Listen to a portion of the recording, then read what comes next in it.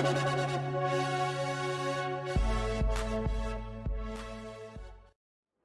island of Hawaii was built by 5 huge volcanoes, the highest of which towers almost 30,000 feet above the ocean floor. Here is the story of how the island was formed.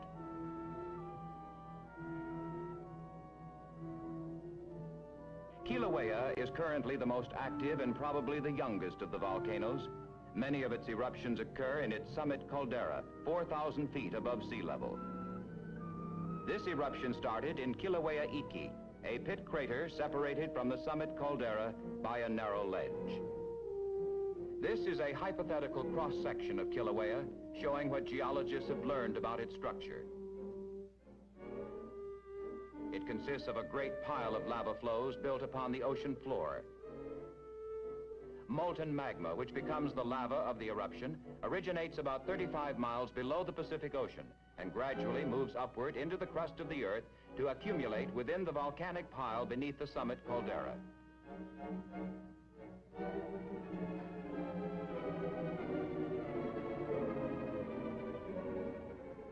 In this greatly exaggerated sketch, we see how the pressure of this newly introduced magma inflates the summit area preceding the eruption.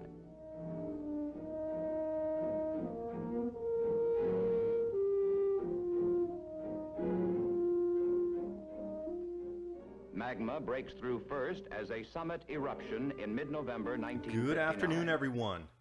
If you're anywhere in Hawaii or on the West Coast, you are definitely going to want to watch the information in this video. Hawaii authorities closing the national park. They're talking about a massive steam explosion, like once in a century event.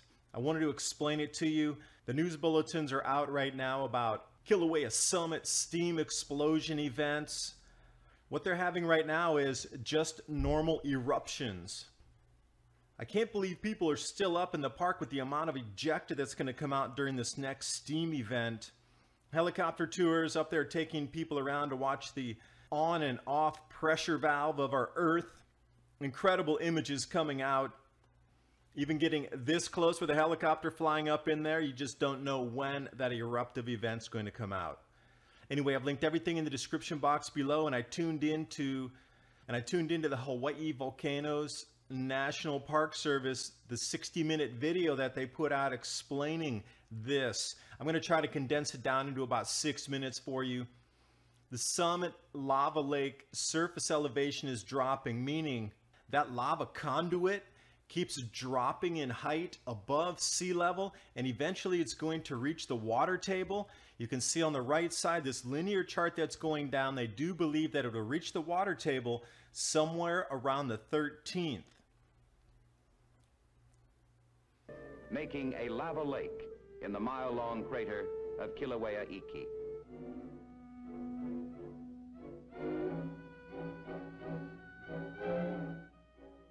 After this early phase of eruption stops in mid-December, more magma moves laterally along a rift zone, presumably connecting with underground pockets of molten material left from previous eruptions.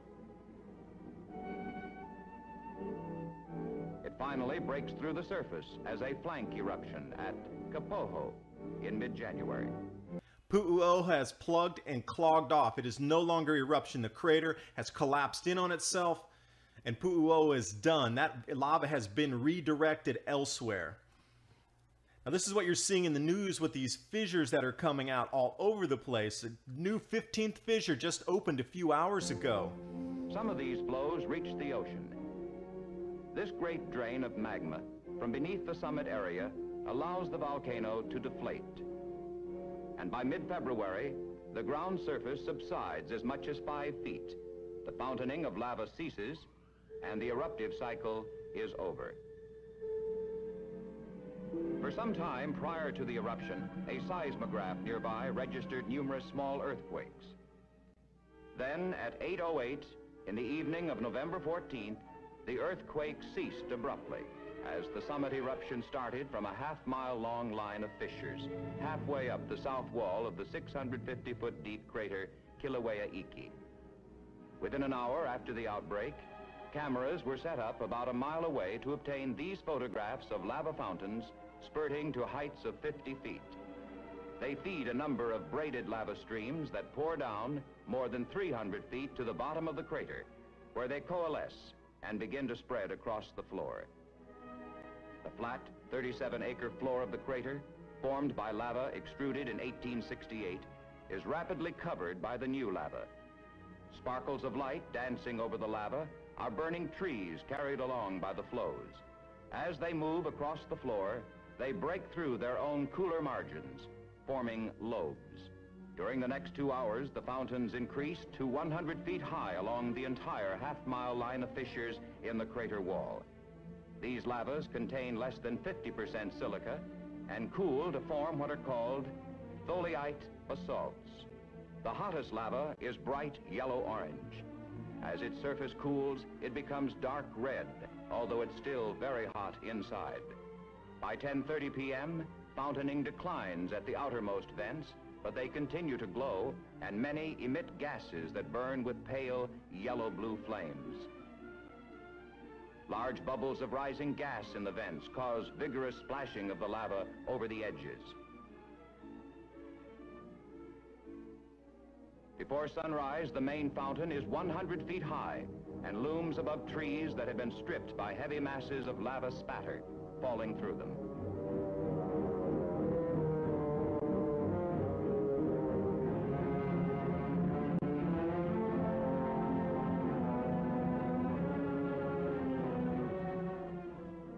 At sunrise, only 2 fountains remain. Lava from them flows down the narrow trough in the west end of the crater, cascades over a steep bank, and on into the deeper part of the crater to the left.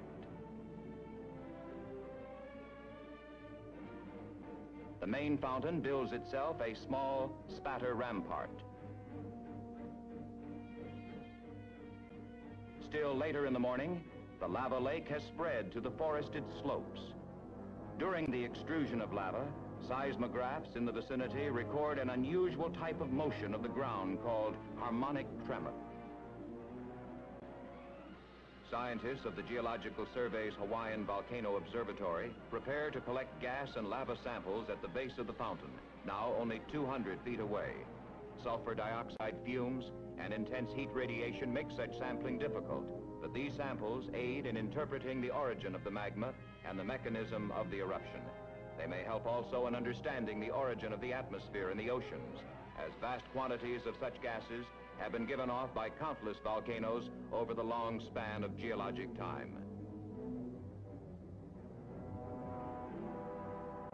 Lava rivers flow down the steep slope, with one on the right flowing along the former Kilauea Iki trail.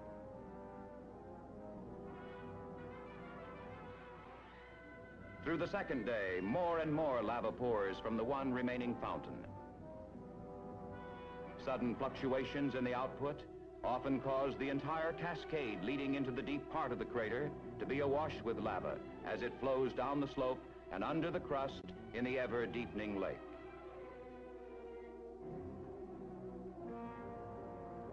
On a fairly steep slope, the lava forms vigorous rapids over irregularities in the channel, breaking apart floating pieces of cooler crust.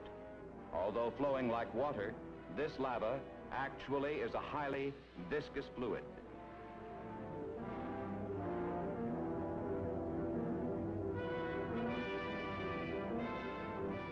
Here, the lava plunges over a steep cliff, forming a lava falls.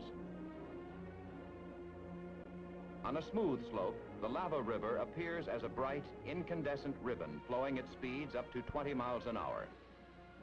The flow is fastest in narrow channels, where the channel widens, pooling of lava occurs. The river of lava winds down the valley through natural levees of its own making. It splits and recombines around barriers, much like water in braided river courses. As the stream pours into the rising lava lake, it flows under the chilled but still flexible crust, floating it upwards. The fountain continued through the night, sometimes suddenly showering new portions of the crater slopes. Through the first 6 days of activity, the fountain has continued to grow to more than 10 times the height of Niagara Falls.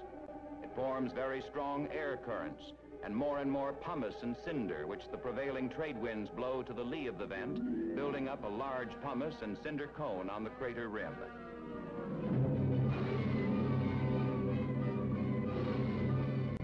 By the end of the eruption, the top of this cone will be 400 feet above the level of the vent.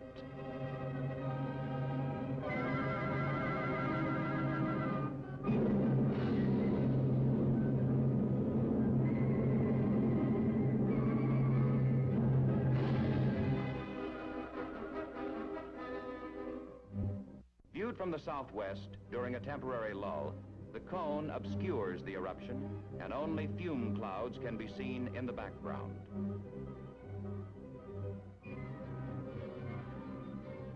Seen from the air at late sunset, the massive orange 800-foot fountain sends hundreds of thousands of cubic yards of lava per hour into the rapidly filling lake.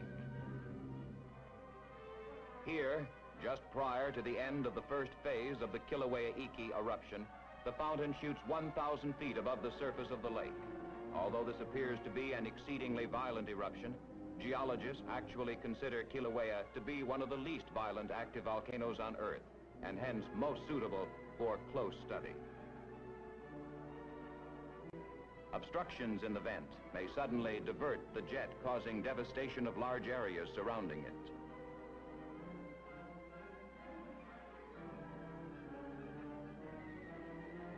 The week-long first phase ended abruptly when the level of the lava in the lake reached the vent, and about 40 million cubic yards of lava filled the 140-acre lake to a depth of 335 feet. Following a 4-day period of quiet, fountaining resumed from a slightly higher elevation in the former vent area. Some of the 16 subsequent eruptive phases, which ranged in duration from 2 to 32 hours, started very abruptly. The fountain in this phase rose from 0 to 700 feet in a few seconds.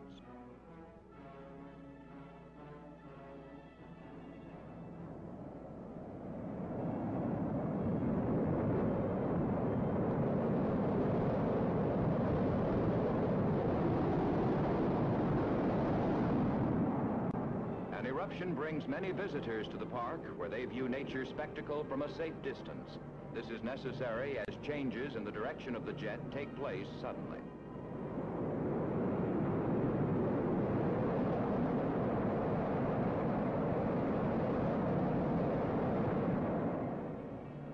Here the lake has covered the vent, and cooler material is carried as high as 1,200 feet. Many of the 17 phases of this eruption started with a massive bubbling in the lake over the vent. This spasmodic, geyser-like sequence of eruptions, separated by periods of quiescence and backflow, had never before been observed in Hawaii.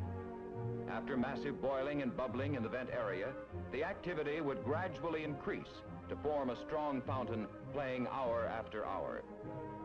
Although this appears to be shown here in slow motion, it is not. The lava is actually falling hundreds of feet directly into the fluid lava lake at the base of the fountain. This fallout and disturbances at the vent form waves that spread out over the lake surface. Thin jets of lava rise up 30 feet above the surface as heavy fluid masses of spatter the size of bathtubs hit the lake.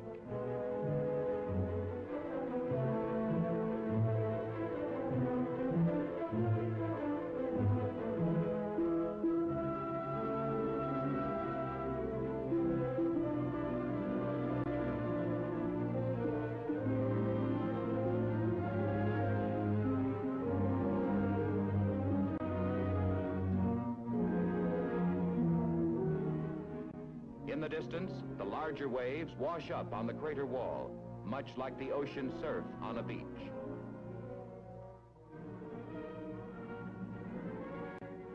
A brilliant 500-foot fountain with temperatures up to 1,200 degrees centigrade reflects from the glassy surface of the 400-foot deep lake.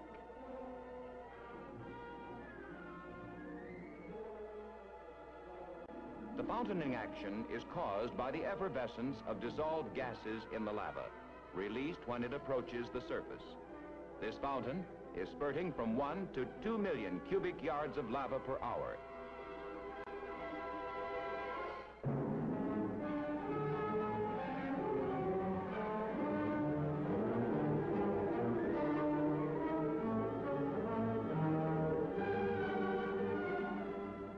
Changes in the vent shape and in the violent release of gas cause variations from the almost explosive spraying of lava seen here to jet-like fountaining as high as 1,900 feet during later phases of the eruption, the highest fountaining ever recorded in Hawaii. The solid crust of the lava lake continually breaks, and huge rafts plunge beneath the molten lake. This continuous foundering and reforming of the crust occurs during both the filling and the draining of the lake. At night, the phenomenon shows well the rapid cooling of the exposed lava surface.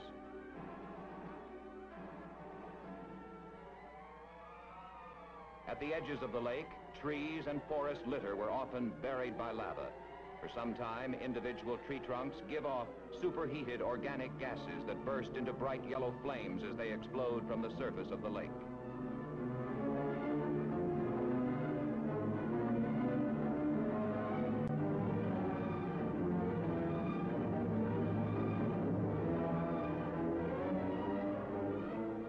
The more violent fountaining rapidly builds up the cinder cone behind the vent.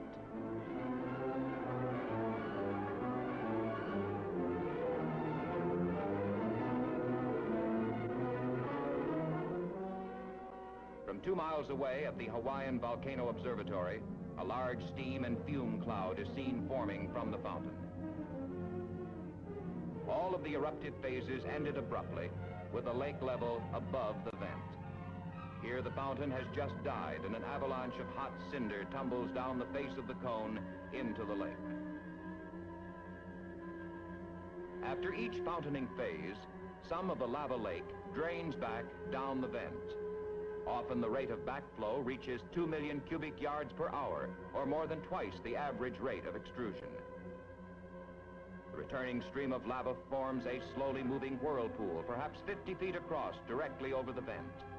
As much as 10 million cubic yards of lava will go down the vent after each eruptive phase. At night, this backflow of lava into the vent is particularly spectacular, plunging into the gaping maw of the vent, carrying with it great rafts of blackened crust.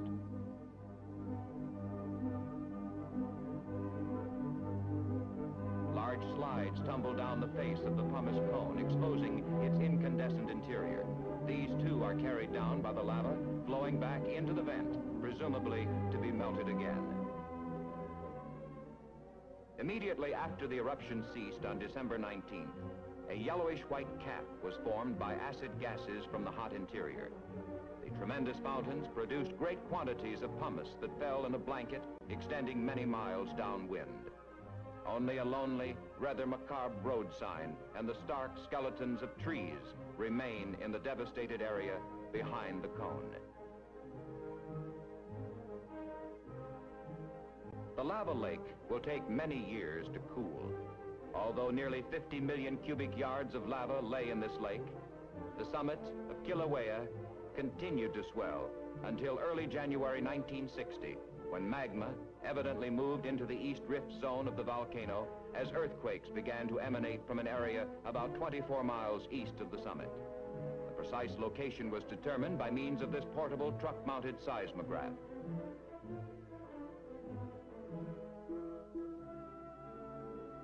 Unlike Kilauea Iki, this is a populated area with farming villages and fairly intensive cultivation. By January 13, the earthquake activity shifted further east along the rift zone, and a half-mile wide strip of land through the village of Kapoho slowly began to subside. The village was quickly evacuated, and by mid-afternoon, the maximum subsidence of the strip, or graben, was about 4 feet. Here, the fault scarp along the south side of the graben can be seen extending through the village.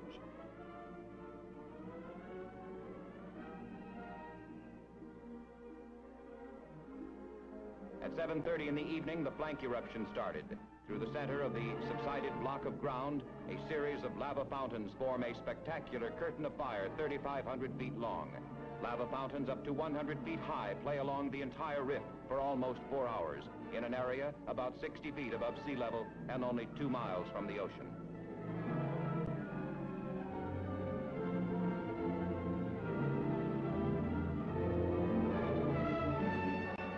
rather fluid lava flow advances rapidly through a sugarcane field north of the village.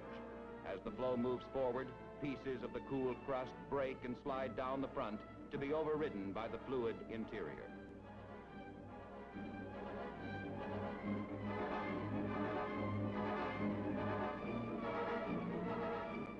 The outermost vents die out as the molten lava congeals in the feeding cracks beneath to form basaltic dikes. The next morning, we see geological survey scientists making measurements of the lava fountains.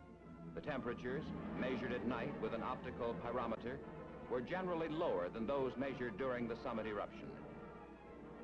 During the night, and on the morning of the second day, brackish groundwater gained access to the underground lava conduits, and great convoluting clouds of dirty ash-laden steam blast from the vent. Vents erupting lava are side by side with roaring jets of steam, and some vents alternate between blasting out pure white steam and molten lava. Downwind, the land is being covered with a layer of salty ash.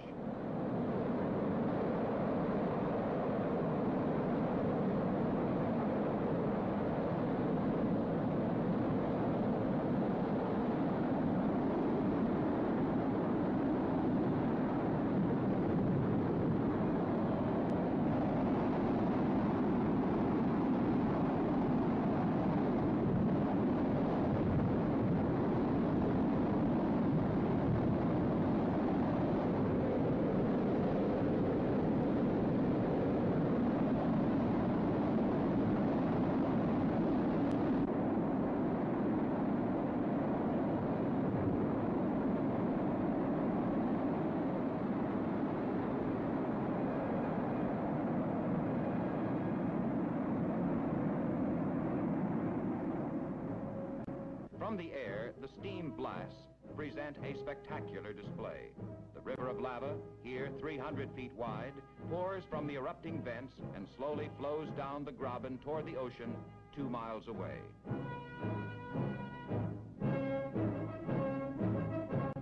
Two days later, the flow reaches the sea, and a large steam cloud marks its entry into the water. 2,500 acres of land, including all you see here, some of it fertile and highly cultivated with papaya, sugarcane, coffee, and orchids, will eventually be buried under lava from this eruption.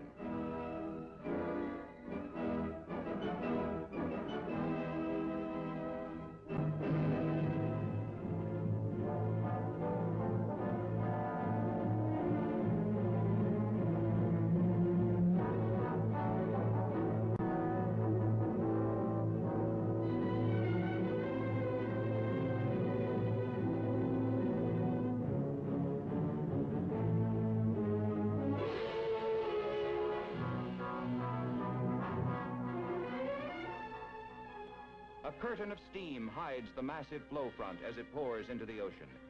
Jets of black sand formed by the rapid disintegration of the hot lava in the cold water spew out of the steaming veil.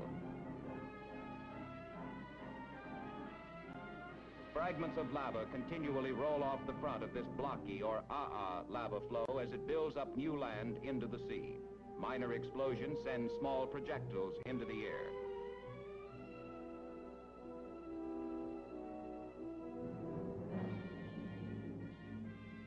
After 1 week of eruption, the Graben was filled with lava, and flows began to spread laterally over the flat countryside.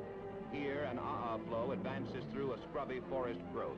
These blocky flows are of the same chemical composition as the smooth or ropey surfaced Pohoihoi flows, but differ from them in that they're more viscous and form a very slow-moving pasty mass. When cool, much of this flow will consist of clinkery rubble rather than solid rock. This 15-foot flow pushes relentlessly through a papaya grove on the immediate outskirts of the village of Kapoho. The fountaining vent is in the background.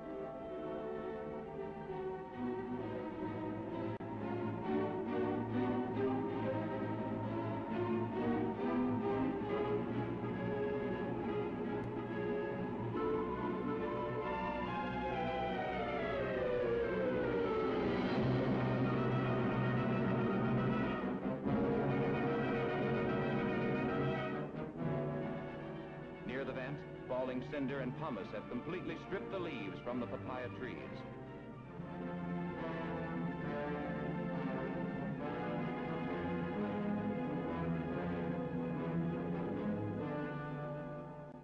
The schoolhouse and other buildings in the village of Kapoho are slowly consumed by lava.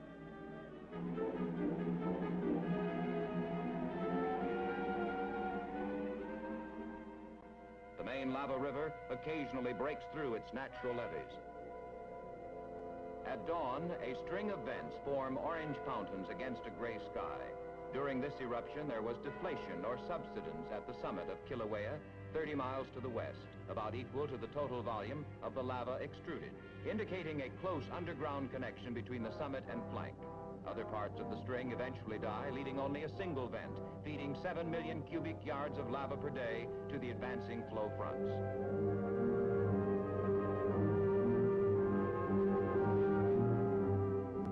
Many visitors viewed this early stage of the eruption. Later stages were even more dramatic, where a single huge fountain over 3 times the height of the Washington Monument played hour after hour.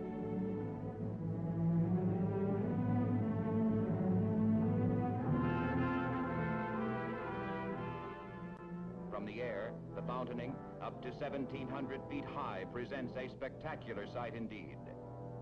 Flank eruptions are generally of larger volume than summit eruptions. This one yielded 160 million cubic yards of lava and built up a massive cinder and pumice cone.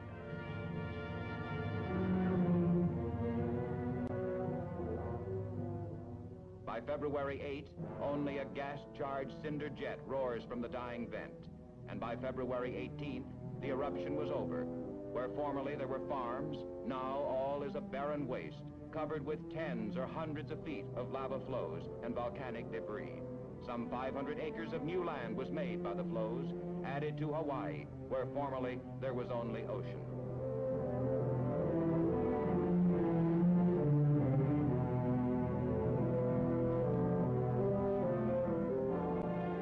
But the barren land is not lost.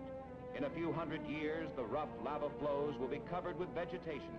And here, only 1 year after the eruption, we see a grove of weed-like papaya trees, planted as seeds 10 months ago in the new pumice. The island recovers quickly, for here in the seemingly barren expanse of black pumice that fell just 1 year before, we see row upon row of cultivated orchids. Thus has the island been built up from a countless series of volcanic eruptions over tens of millions of years.